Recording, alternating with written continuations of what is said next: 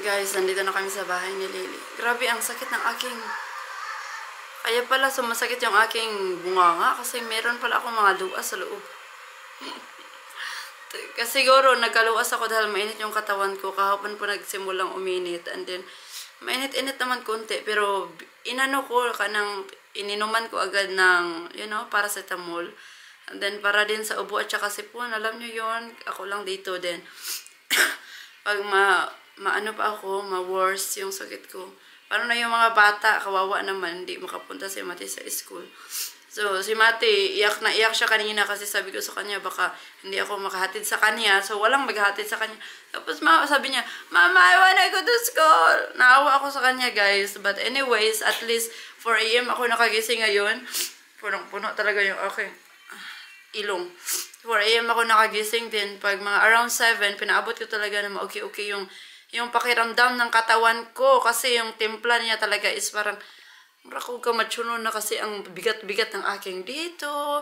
Gusto ko merong mag-squeeze pa sa akin ng grabe yung pag-squeeze ba para ma-feel ko talaga na buhay pa ako. But anyways guys, successful. Masaya na ako na nahatid ko si Mati.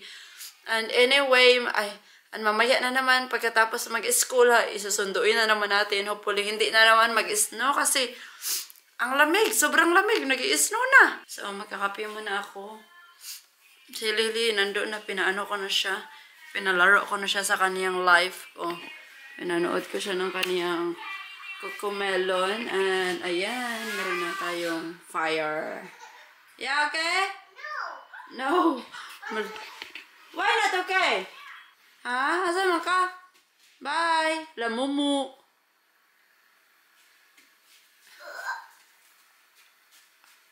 Why you said no? What happened? What happened? What happened? Galit siya guys kasi kanina nung nag-ano na si Mati na bye-bye, gusto niyang bumaba kasi gusto niyang mag-ano kay kuya niya, hug. Ano? Why no? Ha? Why no? What happened? What happened? What happened? Why no? What are you doing? Are you okay? No. Why you're not okay?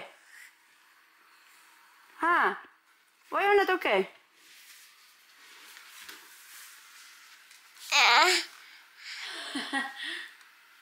What are you doing? Sakit.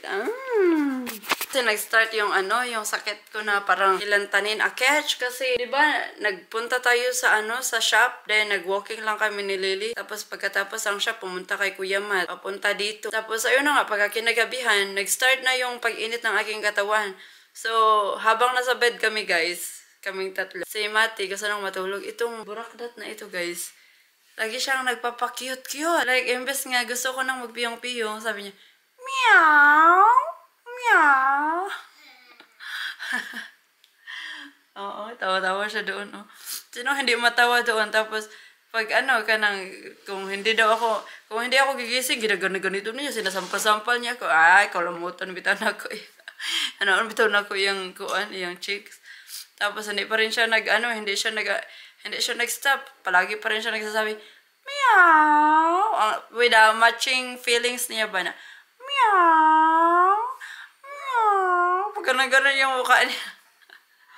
Talaga tong batuta na to. So, see you guys. Magpapahinga muna ako. Hopefully, ma-okay ako. Especially, matagal pang babalik si tata. Ewan ko ano nangyari sa katawan ko ngayon. Ay, parang nag-give up na siya. Kaya nga, diba? Kasi nga, so ito ngayon lang tayo nakatry ulit na mag-walking everyday and then malamig pa. Sobrang lamig. As in, positive. I think negative 3 or 2 ngayon. Kasi bakit nag-snow na. Guys, kakarating lang namin. Galing kami sa school. Sinisipon at saka inaubo ako. Ang hirap maglakad going to school. Tapos umiiyak pa si Lily. Tapos maaga pagising namin, inanuhan namin naglaba agad ako. Para pagbalik mamaya ay mahang na yung mga nilabhan. And then habang natutulog pa silang dalawa.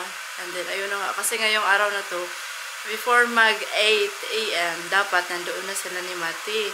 Kasi mayroon silang trip, like mayroon silang celebration na atinan. So, ayun na nga, kailangan ko siyang ihati doon. At the same time, ngayon ding araw na to, meron kaming cleaner. So, mga around 6 pa lang, nag-prepare. Alam nyo naman no, kung nandito kayo sa Europe. Tapos, grabe ang lamig. Tapos, nag-walking lang kami. Wala kaming sasakyan. Grabe, guys. Alam mo hindi ko ma-explain. Yung grabe ka, kuan, kasi ang daming sinusuot. Hindi lang isa, dalawa, tatlo.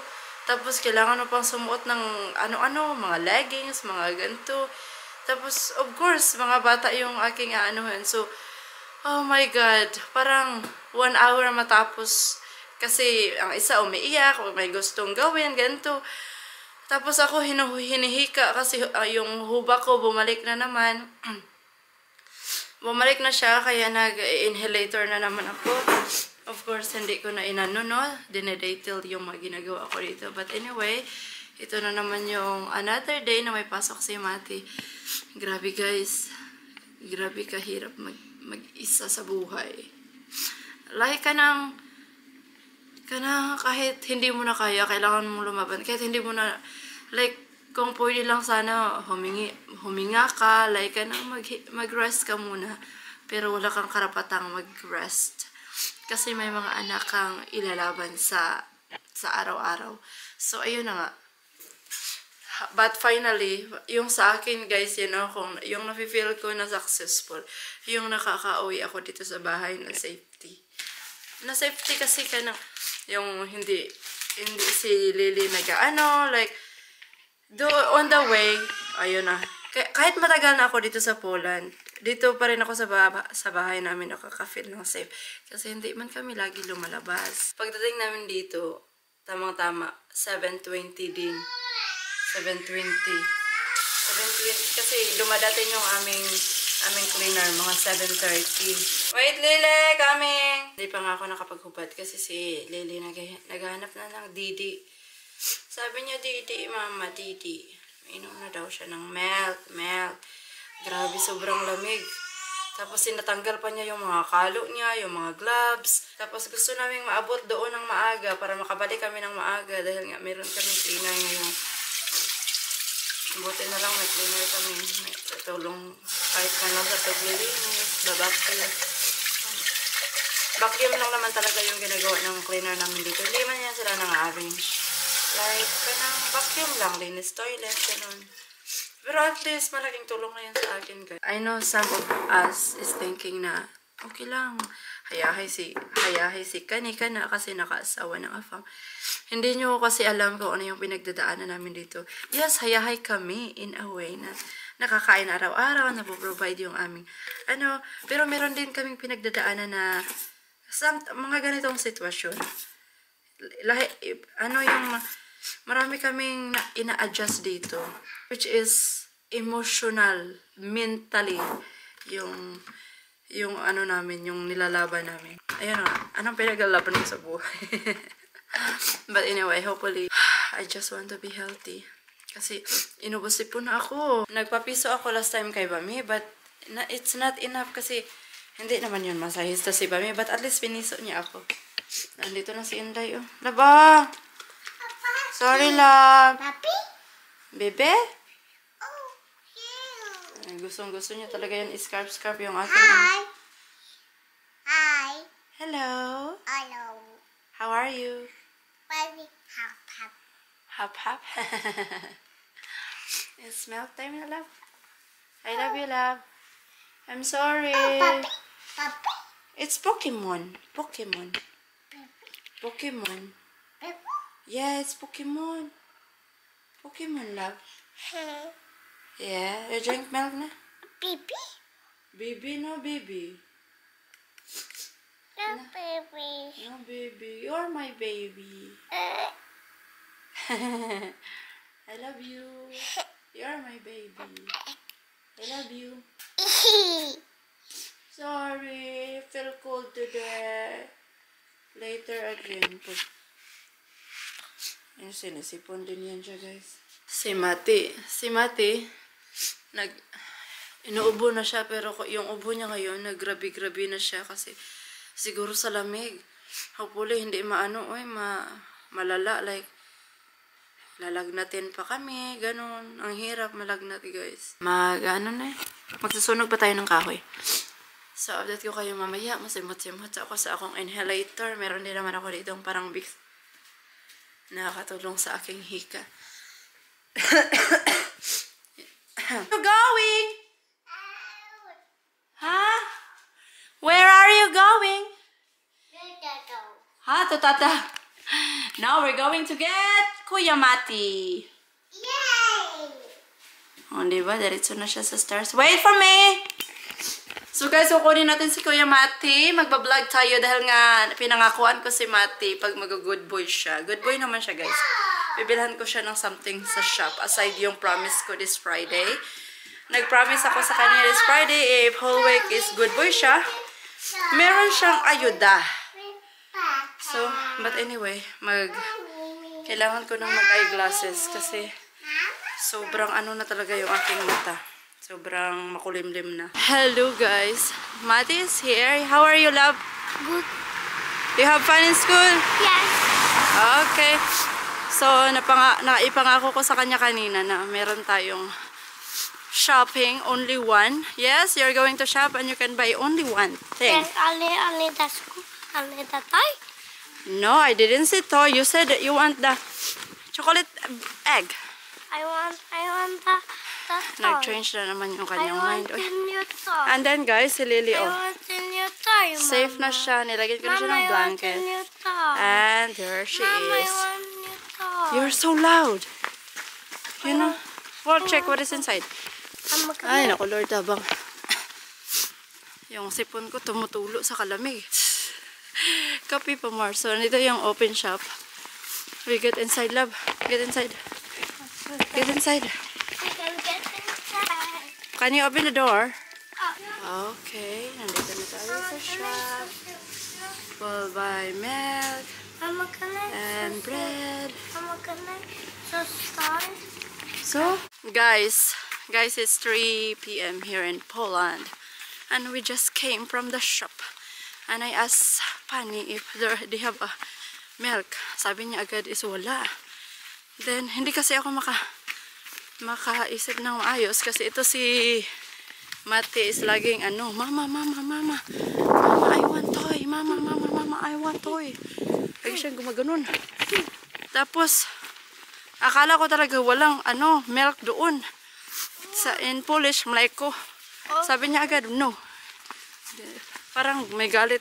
Alam mo yung mga tao dito, mostly sa kanila, kanang seryoso, hindi sila smiling, like, wala silang pleasing personality. Like, sa atin, di ba, pag mga tendera, nakasmile, ganun. Pero dito, mostly, pag mapunta ka sa shop, gamugot sila but anyway, nasanay naman din ako. Importante nakabili ako ng milk. Kasi nag-stop si Mating mama. Binilhan ko din naman siya ng kaniyang laruan. Yes? I bought already? Yes. You're happy? Yes, I'm happy. Thank you for searching for me. Tata toy food. Toy food? Tata toy, this one. It's the kitchen. Yes. Kitchen utensils yung binili niya kasi. So guys, see you tomorrow. Bye-bye. Don't forget to subscribe, comment down below, and of course, click the notification bell so you will always be updated for our next video. What did you learn?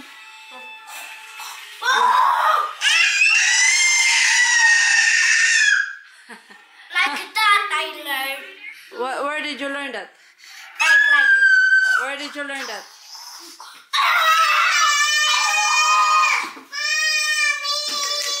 Yes. Okay, mommy done work now. Time to go out. It's time to go out. Papa will sleep. Yeah, we go upstairs. I want 5 minutes. You go shower first before you go sleep. Playing. No.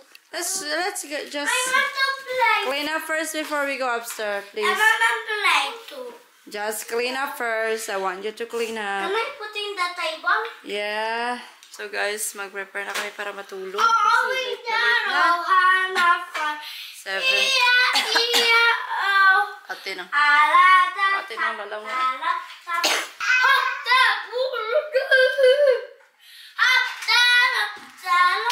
So,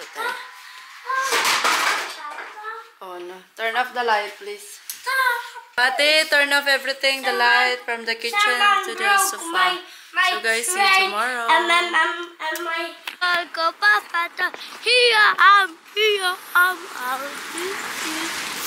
Mama finger, where are you?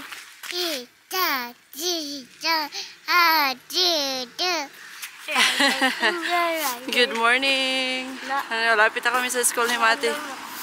So, mamaya ako na kayo chichikahan. I like Paw Patrol. Yes, I know that. So, mamaya ako na kayo chichikahan, guys. Dzień dobry.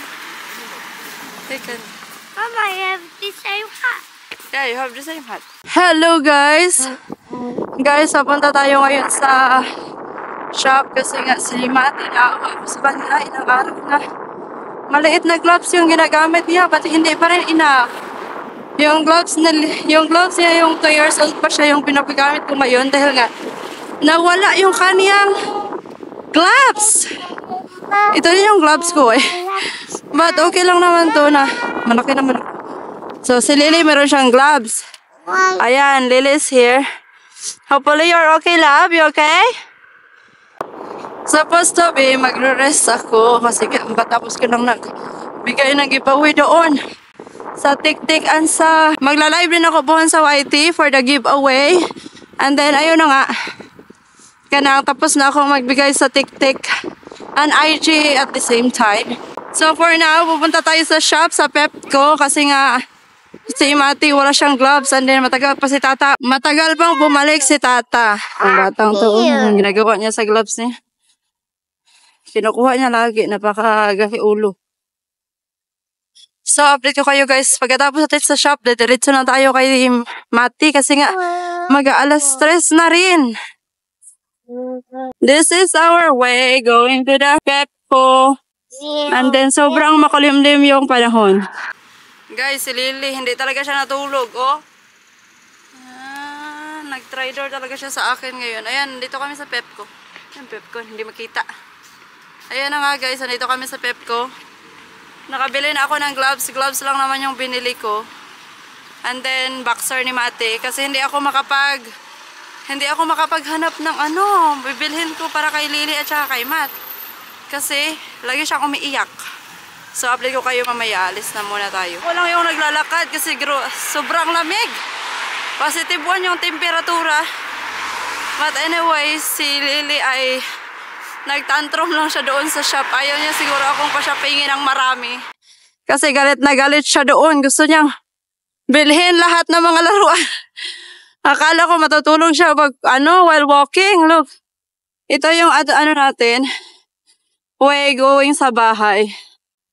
Daming sasakyan. But anyway, meron naman silang special para sa stroller, oh.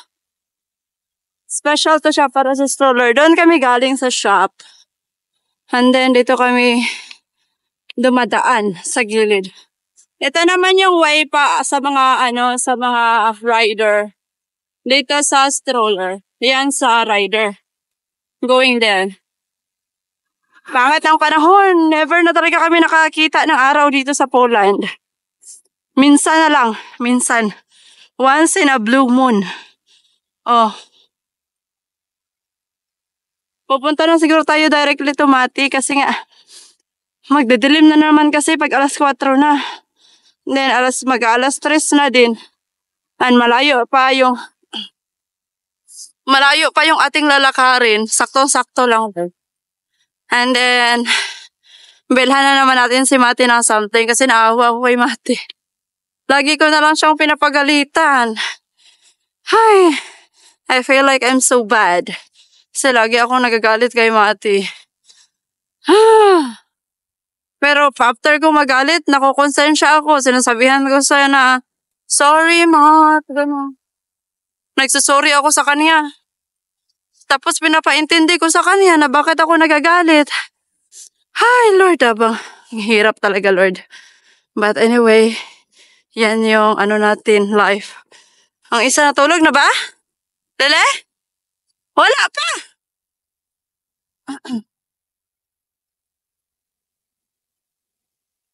Alam mo yun, guys, yung minsan pag yung mga anak mo, napakakulit, tapos magagalit ka kasi makulit, ganito, ganyan. Minsan, hindi ko naman like right away na pinapagalitan ko. Yung nasusobraan na. What? Oh, wow. Yeah? May nakita siya. Iwan ko, nakita niya. Wala namang bird na lumilipad. Tapos, ayun na nga, pag nagalit na ako, yung sobra-sobra na ba, doon ako nagagalit. Tapos, pag natutulog, pagkatapos kong magalit, nakokonsensya ako. Then, after that, ayun na, hingi tulog, mahingi ako ng sorry, ganito, dapat tapos siya din, may explain din siya, ganon. Na, magsasorry din siya sa akin pag nagsasorry ako. Ang cute-cute ni Mati. But anyways, guys, pag matulog din sila, namimiss ko silang dalawa. Kaya, ngayon na kami, sabay na kaming matulog tatlo. Like, pag natutulog sila, natutulog ako. Para, pagising nila, gising na din ako. Kasi wala akong magbabantay. Hirap. Pagising ko kanina, grabe, sobrang inatake ako ng asthma ko. So, 4 AM yun. So, 7 na ngayon. So, after 3 hours, ito na yung kalagayan ko. And guys, look at outside. Oh my gosh. It starts snowing already. Yes, this is snow, Mati. Mama, can I go there in the snow? You wanna go to the snow? You need to wear properly clothes. And Yes, I have five in there. Alaka. Dadalhin ko sana si Mati kasi okay na yung aking katawan. No, Mati. You cannot bring food to school. Na okay na yung pakiramdam ko ba. Pero nag-start na yung snowing. Yeah. Mama, can I bring this in the school? I said no. You want to go to school or we will stay here because it's snowing? I don't want. Then put on your damit upstairs na. You go upstairs. You want to change Mama mind? You want to change my mind not to go?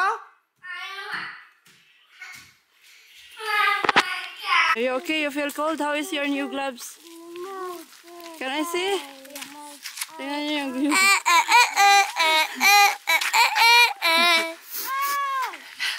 Guys, yung sipon ko tumatulo na. Umuulan pa rin naman ng snow but hindi nagaya kanina. Malapit na tayo sa school ni Mati. See you, love. Have fun in school, okay? Yes, have fun in the school. Mas okay kasi nandito siya sa school para malingaw siya ba, ma-enjoy siya. And then isa pa, maka-rest din ako. Hindi siya laging, alam niyo no? What? Dzień dobry. Matt, why are you there? Kami lang yung naglalakad kasi nag-i-snow ngayon. Wala nang nagwo-walking masyado. So, ito yung playground nila ni Matt dito, guys. Nalagay ko na si Mati. Punta na tayo kasi baka uulan na naman ng malakas na snow. Yan na si Mati. Mati.